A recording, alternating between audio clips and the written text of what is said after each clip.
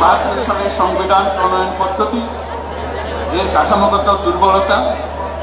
ও অপপ্রয়োগের ফলে স্বাধীনতা পরবর্তী আওয়ামী লীগ সরকার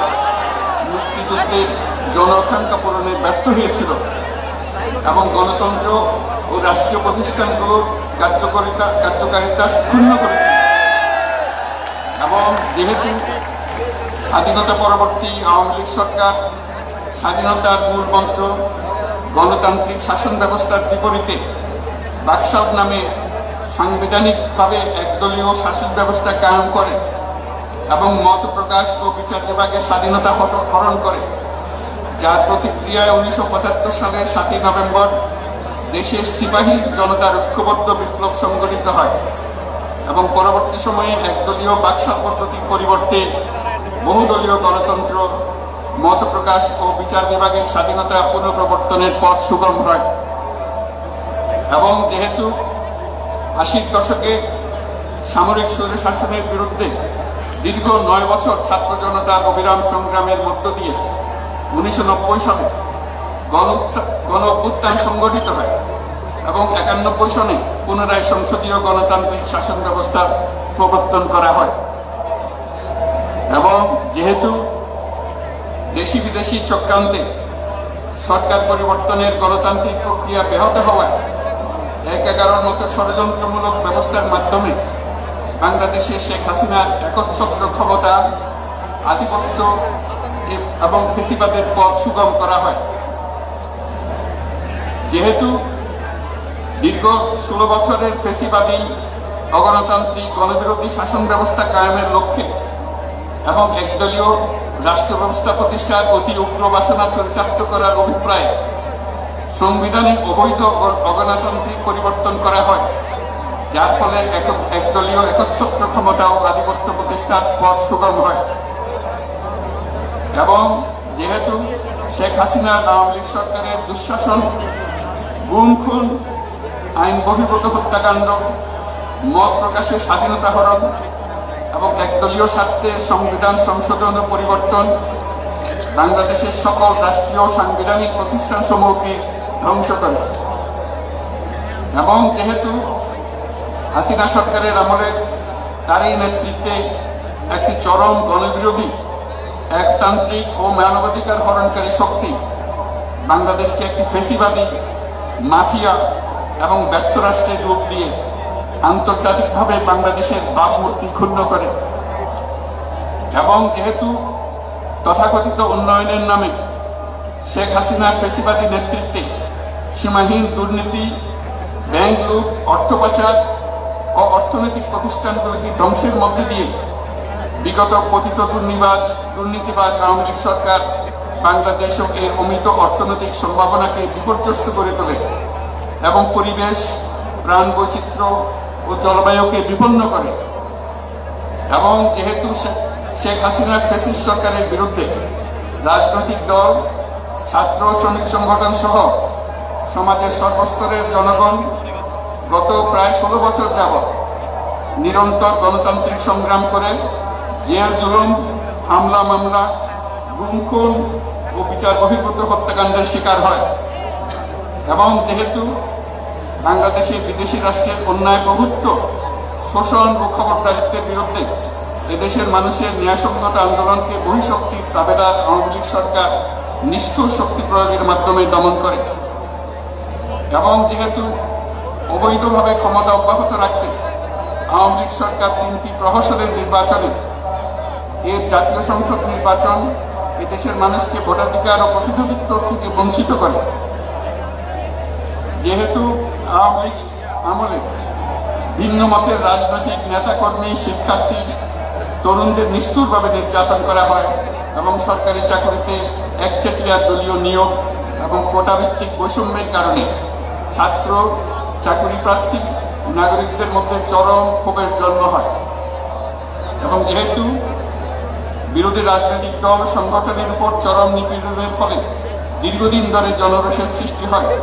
এবং জনগণ সকল বৈধ প্রক্রিয়া অবলম্বন করে ফেসিবাদ বিরোধী লড়াই চালিয়ে যায়। এবং যেহেতু সরকারি চাকরিতে বৈষম্যমূলক কোটা ব্যবস্থার বিলোপ ও দুর্নীতি প্রতিরোধে বৈষম্য বিরোধী ছাত্র আন্দোলন চলাকালে আওয়ামী লীগ সরকার কর্তৃক ব্যাপক দমন পীড়ন, বর্বর অত্যাচার, মানবতা বিরোধী হত্যাকাণ্ড চালানো হয়, যার ফলে সারা দেশে দলমত নির্বিশেষে ছাত্র জনতার উত্তাল গণঅভ্যুত্থানের রূপ নেয়। এবং যেহেতু ফ্যাসিস্ট শক্তির বিরুদ্ধে অদম্য ছাত্র জনতার অভ্যুত্থানে রাজনৈতিক দল, ধর্মীয়, সামাজিক, সাংস্কৃতিক, পেশাজীবী, নারী ও শ্রমিক সংগঠন সমূহ সমাজের সকল স্তরের মানুষ যোগদান করে এবং আওয়ামী ফ্যাসিবাদী বাহিনী রাজপথে নারী, শিশু সহ প্রায় 1000 মানুষকে নির্বিচারে হত্যা করে, অগণিত মানুষ পঙ্গুত্ব, অন্ধত্ব বরণ করে। আন্দোলনের চূড়ান্ত পর্যায়ে সামরিক বাহিনীর সদস্যগণ জনগণের গণতান্ত্রিক লড়াইকে সমর্থন প্রদান করে এবং যেহেতু অবৈধ শেখ হাসিনা সরকার পতন, ফ্যাসিবাদী ব্যবস্থার বিরোধ এবং নতুন রাজনৈতিক বন্দোবস্তের লক্ষ্যে বৈষম্য বিরোধী ছাত্র আন্দোলনের ডাকে জনগণ অসহযোগ আন্দোলন শুরু করে, পরবর্তী সময়ে 5ই অগাস্ট ঢাকা অভিমুখে লং মার্চ পরিচালনা করে এবং ফ্যাসিবাদ বিরোধী আন্দোলনরত সকল রাজনৈতিক দল, ছাত্র জনতা তথা সর্বস্তরের সকল শ্রেণী, পেশা, আপামর জনসাধারণ তীব্র আন্দোলনের চূড়ান্ত পর্যায়ে গণভবনমুখী জনতার উত্তাপ যাত্রার মুখে ফ্যাসিস্ট হাসিনা 5ই অগাস্ট 2024 তারিখে পদত্যাগ করে দেশ ছেড়ে পালিয়ে যেতে বাধ্য হয়।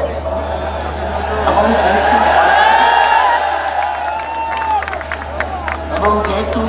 বাংলাদেশের রাজনৈতিক ও সাংবিধানিক সংকট মোকাবেলায় গণঅভ্যুত্থানের মধ্য দিয়ে ব্যক্ত জনগণের সার্বভৌমত্বের প্রত্যয় ও প্রয়োগ রাজনৈতিক ও আইনি উভয় দিক থেকে যুক্তিসঙ্গত, বৈধ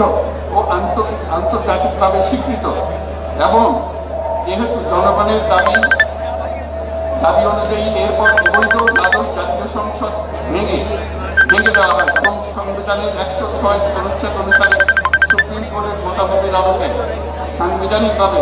ডক্টর মোহাম্মদ ইউনূসের নেতৃত্বে 8ই আগস্ট 2024 তারিখে একটি অন্তর্বর্তীকালীন সরকার গঠন করা হয়